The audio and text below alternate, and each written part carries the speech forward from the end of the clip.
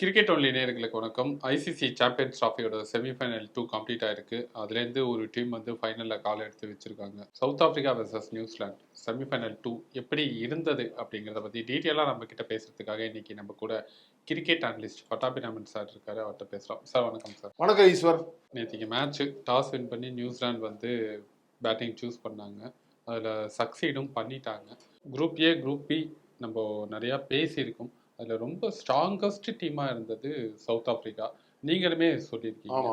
But ஆனால் நேத்திக்கு வந்து அவங்க பெர்ஃபார்மன்ஸ் அவ்வளோ புவராக இருந்தது. அதுக்கு என்ன காரணம்? புவர் அப்படின்றது ஓகே, ஸ்கோர் கார்டை வச்சு சொன்னீங்கன்னா கரெக்ட். 50 ரன்ஸ்ன்றது வந்து ஒன் டே கேமில் 350 அடிச்சு பார்த்தீங்கன்னா ஒரு மாதிரி கட்சியில் அணையறவர்களுக்கு நல்லா எரியுன்ற மாதிரி மில்லர் ஆடி அடிச்சு 100 அடிச்சு கொடுத்தாலும் அவரே கேட்டிங்கனாலும் அவரும் அதான் சொன்னார்னு நினைக்கிறேன். நான் ஃபெயில் ஆகி டீம் வின் பண்ணால் பெட்டர்ன்ற மாதிரி தான் தோணும். But having said that, South Africans பார்த்தீங்கன்னா probably they might have not bowled very வெல்னு நினைக்கிறேன். இந்த சர்ஃபேஸ் ஃபுல் ஆஃப் ரன்ஸ் தான், ரன் ஃபெஸ்ட் பேட்டத்தான் எல்லாம் பேசிகிட்டு இருக்கோம். லாகூரில் அப்படி தான் போயிட்டுருக்கு எல்லா கேமுமே. டாஸை இழந்துட்டாங்க, அது அவங்க கண்ட்ரோலில் இல்லை. பட் முக்கியமான விஷயம், நியூசிலாந்து டாஸை வின் பண்ணாலும் நல்லாவும் ஆடினாங்க. அங்கே தான் வந்து அந்த எக்ஸ்பீரியன்ஸ் நம்ம அடிக்கடி எல்லா ஷோலையும் பேசுகிறோம். கேன் வில்லியம்சன் பாருங்க, இப்போதான் போன கேம்ல ஒரு அடிப்பட்ட கேம்ல இந்தியாவோட ஒரு ஃபார்முக்கு வரா மாதிரி காமிச்சாரு. நிறைய இன்ஜுரி அவரை பார்த்துருக்கோம், நம்ம ஐபிஎல்ல பார்த்துருக்கோம். இப்போ நியூசிலாந்து சீரீஸ் இந்தியாவுக்கு வந்தாங்க, அது கூட மிஸ் பண்ணாரு. வயசும் ஆயின்னு இருக்கு. ஆனால் எப்போ ஃபார்மை கேப்சர் பண்றாரோ அதை பாட்டில் up பண்ணி ரெப்ளிகேட் பண்றாரு பாருங்க, அதுதான் எக்ஸ்பீரியன்ஸ். சாம்பியன்ஸ் ட்ராஃபி நடக்கிறதுக்கு முன்னாடி ட்ரை சீரீஸ்ல கூட அவர் வந்து செஞ்சுரியெல்லாம் அடிச்சிருந்தாரு. அப்ப நல்ல ஃபார்ம்ல இருந்தாரு. ஐசிசி சாம்பியன்ஸ் ட்ராஃபியோட ஃபர்ஸ்ட் 2 மேட்ச்ல அவர் நல்ல ஃபார்ம்ல இல்ல. அதுதான் இந்தியாக்கு அகைன்ஸ்டா ஃபார்முக்கு வந்துட்டாரு. பட் அடிபட்டாங்க. பட் ஆனா ஒன்ஸ் ஒரு எப்படி வந்து ஒரு பூனை வந்து ரத்தத்தை சிந்தின ரத்தத்தை ஒரு ஸ்மெல் பண்ணதுக்கு அப்புறம் ஒரு அந்த ஃபெரோஷியஸ் மோடுக்கு வருதோ, அதே மாதிரி தான் கேன் வில்லியம்சன். வெளியில பாத்தீங்கன்னா எக்ஸ்டீரியர் கூல் காமா இருக்கார், ரொம்ப சேஜ்லியா காமா இருக்கார். தவிர பந்தை வர விட்டுட்டு மூக்கடியில் ஹெல்மெட் அடியில் லேட்டா ஆடுறது என்ன, பேஸை யூஸ் பண்ணி அந்த contrasting approach, left right combination. Rachin Ravindra பற்றி நம்ம நிறைய பேசணும். அவரும் ஒரு young and blossoming star, world கப்பில் வந்தாருங்க. அதுக்கப்புறம் இந்தியன் ஆடியன்ஸை கேப்டிவேட் பண்ணார். அட்டகாசமான கூல் ஹெட்டு. அதே மாதிரி ஸ்டெப் அவுட் பண்ணி ஃப்ரீயாக அடிக்கிறது என்ன, நான் ஏற்கனவே சொன்ன மாதிரி பழைய காலத்து ஃப்ளெமிங்கோ கவர் மாதிரியோ லாங்குவேஜ் எலகன்ஸும் இருக்கும். அதுக்கு அப்பாற்பட்டு மேலே அந்த சூப்பர் கம்ப்யூட்டர் இருக்கு பாருங்க, அதுதான் மெயினாக கிரிக்கெட்டை பொறுத்தவரையும் it's game played within the ears அப்படின்னு. 70-80% கேம் வந்து மென்டல் கேம் தான், அவுட்டோர் கேம் ஆஃப் செஸ் தான். அந்த சாதுரியம், எப்போ யார் அட்டாக் பண்ணணும், எப்போ பதுங்கணும், பாயணும், எந்த மாதிரி ஆடணும், எப்படி ஓடணும், அதெல்லாம் வந்து சூப்பர் கம்ப்யூட்டர் ஓவர் டிரைவ்ல 2 பேருக்கும் ஒர்க் ஆச்சு. அட்டகாசமா, அதாவது ரொம்ப வேர்த்து ஊத்தாம அழகா ஆடி ஒரு மாதிரி சாச்சிட்டாங்கன்னு சொல்லலாம். 50 ரன் விக்டரி கட்சியில. நேத்திக்கு மில்லர் இறங்கின இடத்துல வந்து மார்க்கரம் இறங்கின இடத்துல மில்லரையும் இறக்கிருக்கலாம்ங்கிற ஒரு தாட் வருது. அது மேபி லெஃப்ட் ரைட் காம்பினேஷன் வச்சு நீங்க சொல்றீங்கன்னு நினைக்கிறேன். பட் அது just one of those things. அந்த சமயத்துல ஸ்பர் ஆஃப் த மூமெண்ட்ல ஒரு டிசிஷன் எடுக்கணும் captain, team management. Sometimes it comes through, sometimes it doesn't. மார்க்கரமும் நல்ல குவாலிட்டி பிளேயர் தானே, வருஷ கணக்காக ஆடின்னு இருக்காரு. அவர் மேலேயும் நம்ம கான்ஃபிடன்ஸ் எரோட் ஆகிட்டு அவரை டிமோட் பண்ணுற மாதிரி அந்த மாதிரி சிக்னலும் கொடுக்கக்கூடாது. Just one of those things. But எங்கே கிரெடிட் இருக்கோ அங்கே நம்ம we have to give the due. Santner bowling எப்படி நம்ம மறக்க முடியும்? இப்போ என்ன கான்டெக்ட்ல டக்குன்னு என் மைண்ட் வாய்ஸ் இமீடியட்டாக என்ன ப்ராம் பண்ணுறதுன்னா, என்ன சென்னை சூப்பர் கிங்ஸ் பாய்ஸ் எல்லாம் வெல் ஆயில்டு மெஷினாக இருக்காங்க. நம்ம நாதன் எலிஸாக இருக்கட்டும், நம்ம ரச்சின் ரவீந்திராவாக இருக்கட்டும், இல்லைனா மைக்கேல் மிச்சல் சாண்டனராக இருக்கட்டும், இல்லைனா ஜேபி ஓவர்டன் கூட 1 or 2 கேமியோஸ் நல்ல ஹெவி பால் போடுறாரு பேஸில். ஸோ நல்ல பிக். அது வேற சமாச்சாரம், அது இன்னொரு ஷோவில் பேசிக்கலாம். பட் முக்கியமான விஷயம், சாண்டனர் அந்த மிடில் ஓவர்ஸில் பார்த்தீங்கன்னா அந்த 10 to 40 ஒரு மாதிரி, 15 to 40 ஒரு மாதிரி பெடஸ்ட்ரியனா டல்லாக போரிங்காக ஒன் டே ப்ரெடிக்டபுளாக போகுது பார்த்தீங்களா. அந்த சமயத்தில் ஹோல்டிங் ரோல்ன்றது ஒன்று, ஹோல்டும் பண்ணி கஞ்சத்தனமாகவும் போட்டு டீஸ் பண்ணி டார்மெண்ட் பண்ணி விக்கெட் எடுக்கிறது. அதுவும் பழைய காலத்து அந்த கைல், அந்த ஃப்ளைட்டு, பிஷன் சிங் பேடி மாதிரி ஒரு பழைய காலத்து போலர்லாம் இருந்திருந்தானா இன்னைக்கு உயிரோட இருந்ததுன்னா அப்படியே ரஸ்ட் இருப்பான்ற மாதிரி கிளாசிக்கலாக போடுறாரு பாருங்களேன். அந்த அதாவது இவ்வளோ பெரிய கிரவுண்டில் பேட்டத்தானில் நல்ல பேட்டிங் பியூட்டி, ஹைவே மாதிரி ரோட் மாதிரி இருக்கிற சர்ஃபேஸில் பந்து சர்ஃபேஸில் பட்டதுக்கப்புறம் செத்து போயிட போகுது. நீங்கள் காற்றுல டிஃபீட் பண்ணணும், அதை திருகி விடணும். எப்படி குல்தீப் திருகி விடுறாரு ரெவல்யூஷன்ஸ்ன்னு சொல்கிற பாருங்க, அந்த ஃபிஸ்ஸாயின்னு வருது. அந்த சமயத்தில் தான் வந்து பேட்ஸ்மேன் பார்த்தா இரிட்டேட் ஆகிடுவான், யூத் அடிக்கணுன்ற மாதிரி பந்து ஸ்லோ ஆக பந்து இவனுக்கு வந்து எண்ணெய் அலையை வந்து கனாபனான்னு பாய ஆரம்பிச்சிடும். யூத் அடிக்கணும், சரியா ஆடணும், அந்த டைமிங் வந்து அப்செட் பண்ணி விட்டார். அது நம்ம கிரெடிட் கொடுக்க வேண்டியது சாண்ட்னருக்கு கொடுத்தே தேரணுங்க. அட்டகாசமான போலிங்குங்க. நீங்க பவுமா அப்படின்னு சொன்னீங்க. அந்த கேப்டன்சி அதை யோசிச்சிருக்கணும், இல்ல டாப் ஆர்டர் இறக்கறதுக்கு அவர் திங்க் பண்ணியிருக்கணும், டீம் மேனேஜ்மெண்ட் அப்படின்னு சொன்னீங்க. ஓவராலா அவரோட கேப்டன்சியே ரொம்ப இன்வால்வ்டா இல்லாத மாதிரி இருந்தது. அது ஒரு மாதிரி கொஞ்சம் அப்படி அந்த மாதிரி ஒரு கேரக்டர் தான் நான் நினைக்கிறேன் டெம்போ பவுமா. கொஞ்சம் அப்செட்டாகவும் தான் இருந்தாரு இருந்திருக்கலாம். ஃபீல்டிங்லயே. ஆமா டெஃபினட்டா ஒரு ஒரு ஒரு ஒரு என்னன்னு சொல்றது, அவருக்கு வெதர் அவரே அந்த டீம்ல வந்து ஃபிட் ஆறாரா அப்படின்ற மாதிரியே நிறைய பேருக்கு கொஸ்டின் மார்க் இருக்கு. ரிப்படிட்டிவ் ஃபெயிலியர்ஸ் நம்ம இந்தியா சவுத் ஆப்பிரிக்கா போர்ச்ச கூட நம்ம இப்போ நிறைய பார்த்துருக்கோம். ஆனாலும் வந்து ப்ரெஸ் கான்ஃபரன்ஸ்லாம் ஒரு மாதிரி பாசிட்டிவ் சவுண்ட் பைட்ஸ்லாம் கொடுக்குறாரு தவிர அவரே வெதர் ஹி பிலாங்ஸா, அவர் வந்து வெதர் அவர் ஒரு கமாண்டிங்கா ஜஸ்டிஃபைபிளா ஒரு பிளேஸ் அவர் வந்து சாலிடா என்ஜாய் பண்றாரா, இல்லைன்னா வேற ஏதாவது ஒரு ஃபேக்டர்ஸ் இருக்கா, ஏன் அதுன்ற மாதிரி நிறைய பேருக்கு ஒரு மாதிரி சர்ச்சை, ஒரு கேள்விக்குறி இருக்கு. டெஃபினட்டா அவருக்கும் வயசும் ஆயின்று அடுத்த வேர்ல்ட் கப் வரலையும் இருப்பாரா என்னன்னு தெரியல. என்னோட சிக்னல் என்னன்னா, சவுத் ஆப்பிரிக்கா நம்ம 2015 10 வருஷம் முன்னாடி பார்த்துருக்கோம். டேல் ஸ்டெயின், டிவிலியர்ஸ், டூப்ளெசி, ஜாம்பவான் பிளேயர்ஸ்லாம் எலியட்டையும் ஆண்டர்சன்ட்டையும் அடிபட்டு அந்த ட்ரங்கேட்டட் கேம் ஆக்லாண்டில் அடிபட்டதுக்கப்புறம் கொஞ்சம் ஒரு ஹார்ட் பிரேக், பயங்கரமாக ஒரு ஃபீலிங்ஸ் அரவுஸ் ஆச்சு. அந்த மாதிரி எதுவும் இல்லைன்ற மாதிரி இன்னைக்கு இருந்தது. அஃப்கோர்ஸ் அது ஃபைனல், இன்னைக்கு செமிஃபைனல்னாலும் நேற்று செமிஃபைனல்னாலும் மேபி அடுத்த வேர்ல்ட் கப்புக்கு இதெல்லாம் ஒரு லேர்னிங் ப்ராசஸ் அப்படின்ற மாதிரி.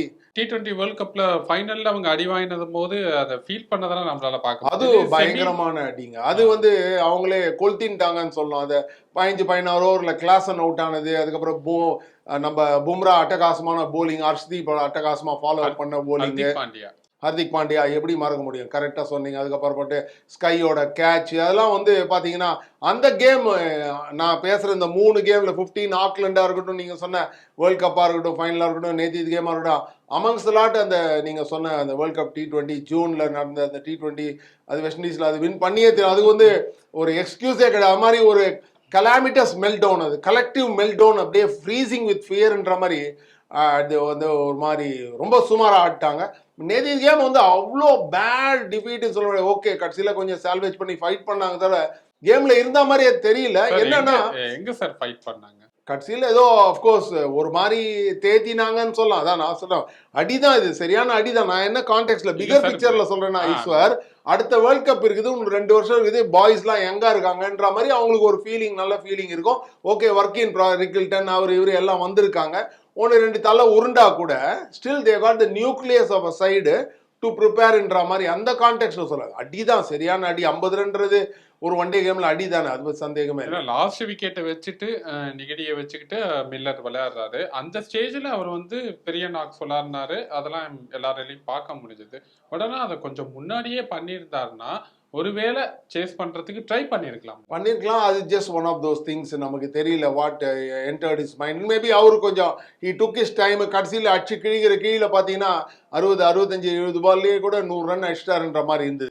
ரபாடா இருந்த போதெல்லாம் கூட அவர் பெருசா நாக்கே போவே இல்லை. அப்பெல்லாம் கூட நிறைய சிங்கிள்ஸ் ரொட்டேட் பண்ணி தான் விளையாடிட்டு இருந்தாரு. ஆமா, மேபி ரபாடா இருந்த போது கூட அந்த ஒரு இதை எடுத்திருக்கலாம். கட்சியில் ரபாடா ஏதோ 15-16 ரன் அடிச்சுட்டு அவுட் ஆயிட்டாரு. பட் அப்கோர்ஸ் எங்கிடி எல்லாம் ஒண்ணுமே கிடையாது. எங்கிடி பார்த்ததுக்கு அப்புறம் இவருக்கு ஒரு மாதிரி அது ஒரு ஃப்ரீடமோட அடிக்க ஆரம்பிச்சிட்டாருன்ற மாதிரி கூட சொல்லலாம். ரபாடா இருக்கச்ச மேபி இன்னும் கொஞ்சம் ரபாடா இருந்திருந்தாருன்னா கொஞ்சம் இழுத்துட்டு அதுக்கப்புறம் ஸ்ட்ரெச் பண்ணியிருப்பாரோ என்னவோன்ற மாதிரி ஒரு சிக்னல் இருந்தது.